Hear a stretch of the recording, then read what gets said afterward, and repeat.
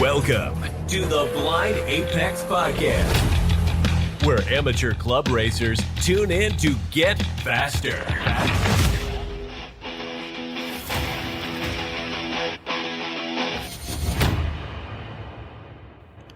Welcome to episode 1 of the Blind Apex Podcast. This podcast is really just going to expand upon that little trailer I put together, the 1 minute, 30-second elevator-ish speech that I saved, put together, published, mostly to save space and get approval on all these podcasting platforms. So we're going to expand a little bit, go into why I named it the Blind Apex Podcast, what the vision is, what you guys can expect, and a little bit about me. So why did I call this the Blind Apex Podcast? First, it's basically my favorite kind of corner. You're kind of feeling your way around it, probably the first, at least dozen times around the track. You really just you just have to have a feel for it. And that sort of explains my journey as a racer, because I'm sort of just feeling my way through being a racer. It may explain yours too, but also this podcasting gig, I'm kind of just feeling it out. It's not as easy as I thought it was going to be, but I'm going to stick it out. It's been a challenge, and I enjoy those. Admittedly, I'm just one of 1,000 mid-pack racers out there in the club racing world. I learn my lessons the hard way sometimes. Sometimes I learn them from other people. And so I'm hoping if you can learn from my struggles and the people that are helping me, that maybe your struggles in amateur road racing will be a little lighter. Another big thing for this podcast is I want to promote club racing overall, Honda Challenge itself with the National Autosports Association, and help folks get a little bit faster, because the guy that's in first place, he's still trying to get faster. He could get first place every race, every season, and he's still going to try to find another second. And if you're not trying to find 2 seconds, you're just going to be that much farther behind. We're going to debate random racing theories that pop up from time to time, mostly to invoke thought. We really need to think about what we're doing out there. We need to be methodical, and it's just really important for a racer to understand every aspect. You're not just the driver. This is amateur racing. I mean, I guess there are some guys who have crews or massive crews or lots of help, but generally you're the mechanic. You're the driver, you're the crew chief, you're the cook, so you really need to be methodical and have everything thought out. You're also the logistics person, you're the engine builder, you deal with the budget, so you might as well be your personal accountant. And all of that sort of accumulates into what we're going to cover in episode 2, which is the race program. And you're going to hear me preach about that a lot. Since 2019, when I started racing, my program development, I believe, is what's helped me get faster. Now, there's elements to that program, that race program, that are a huge benefit on the track, and then there's other elements that are a huge benefit off the track that cascade into your track life and into getting faster. Some of the things you can expect on the podcast are going to be me pontificating, navel gazing about my own race program, about the struggles that I'm having, and some of the triumphs that I'm having, because we're basically in a brand new car. I'll get into that later.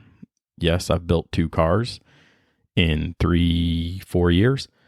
So you're going to get a lot about those lessons that I learned building 2 different cars in 2 different ways. We're also going to talk about aero development, suspension development, and all the normal things, what you need to expect during dyno tuning, what you should be aiming for, class rules, how to read them, how to deal with them, how to hopefully get them changed. We'll be going into data. I do data for a living, so I have a lot of opinions on data, how to use it, when to use it, who should be using what kind of data. And you're probably going to get a lot of complaints from me about McPherson strut front wheel drive cars, because that's currently what I'm racing. But mostly we're going to focus on different areas of improvement for all of us to help everyone get a little bit faster. You might be asking, what do you have to bring? What expertise do you have to bring to the table?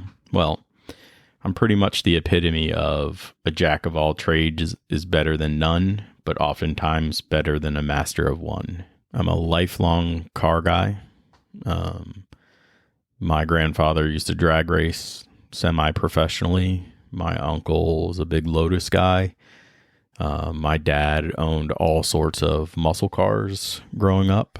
My stepdad was big on some of the Nissan stuff like 510s and Zs. I grew up around cars, and it sort of pushed me to find my way in the motorsports community, mostly because I got 3 reckless driving tickets probably within 3 months of getting my driver's license.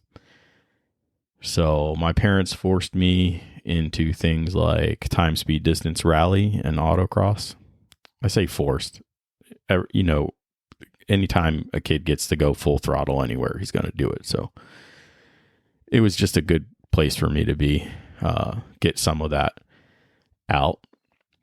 Then in college, I helped start Madison Motorsports at James Madison University with all the OGs. Madison Motorsports teamed up with the National Auto Sports Association Mid-Atlantic region, and I worked 1 whole year as a corner worker, earning credits to get on track. I then spent 10 years with NASA Mid-Atlantic in the tech shed with Richard Mitchum of Mitchum Motorsports, IMSA support team. In those 10 years, I learned a lot about racing, a lot about building cars, what works, what doesn't. Richard Mitchum really was able to share a lot of his experience with me. He was a former Firehawk racer back in the 80s. And he really influenced how I look at racing and how I look at the car and how I prepare for every event. I'm pretty blessed to have him around. He still swings by my paddock spots, gives me that constructive criticism I need, always looking to make sure that I'm doing all I can do to improve myself. So I learned a lot from him, and I hope to pass on some of that knowledge. I started doing HPDEs basically in 2002. After that, I had to take a break due to some family stuff, and I came back in 2014. And from that point on, my goal was to race before I turned 40 years old. And fortunately, my wife was very supportive of that. And in 2019, roughly 3 months before my 40th birthday, I got my competition license. As I stated before, I am a mid-pack racer, but I'm a mid-pack racer in what I feel is the fastest region of Honda Challenge in the nation. That's up for debate. If you want to debate me on that, why don't you, hit me up on Instagram, text me, whatever you guys want to do, because we can get into that for sure. But I don't settle for mid-pack. It might seem like it, when you're finishing 4th, 5th, maybe all the way back to 7th, depending on how rowdy the crowd is. But I'm never settling for that position. I'm always looking for time. I'm always looking to gain a position. And I want to make sure that I do it in the right ways. And, no cheating here. We're trying to improve as a driver. And one of the big philosophies I have, and again, we can debate this all we want, and I'll probably debate it on a future podcast, is that you need to have your car fully prepared. If you're not built to the maximum of the rules, you can always have some racer excuse, right? If your car is built to the rules 100%, the only blame you have is on yourself. You know, did you prepare the car properly? And did you drive it properly? So my big stickler is build your car to 100% of the rules. So the only place you can look is yourself.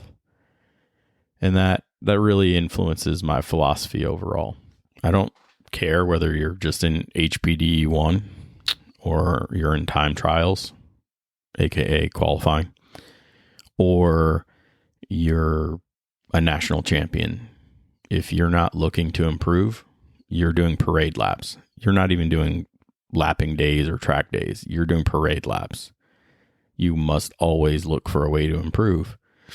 And I think that's one of the biggest pushes for me to do this podcast, is because I don't want my race family, my race community, I don't want the next generation coming up in HPDE that want to come and race with us to be stagnant like that. So we might get a little spicy on this podcast. I won't lie. When we take a look at the rules, when we start making podcasts to prep for national championship races, you're probably going to hear some semi-controversial things, because we're not going to pull punches here. I don't race with guys who pull punches. I don't hang out with guys who pull punches. The guy who is personally mentors me as a driver will not pull punches, and he will be on this podcast for sure. He will call me all sorts of names. He has in the past. I expect it. He has high expectations for me, maybe higher than I have, for myself. But that's what you need around you. So be prepared. That's what we do around here. It's time to get jazzed. Off season is in full swing. And if you're not getting yourself ready for your first race, you're going to be slow. And that's not the object. You did not spend the money on that car. You do not spend the money to go to those track events, those races, to be slow. So be prepared. Prepare yourself. Prepare the car. And get your act together. If you feel guilty for that statement, this podcast is definitely for you. Please like, subscribe, share, give the podcast some 5-star reviews. Just like my racing, it's a work in progress. I'm going to keep trying to improve this, improve my race program, improve myself on track. If there's any sponsors out there that want to reach out, that's great. I'm ready to eat this cost like I eat the cost of racing. It's all one big adventure for me. But I have some great ideas, I think, for some charitable contributions in the racing community. I think we need to reach out. We need to help each other. We need to grow the sport. Until next time, keep working on yourself, keep working on the car, and let's get faster.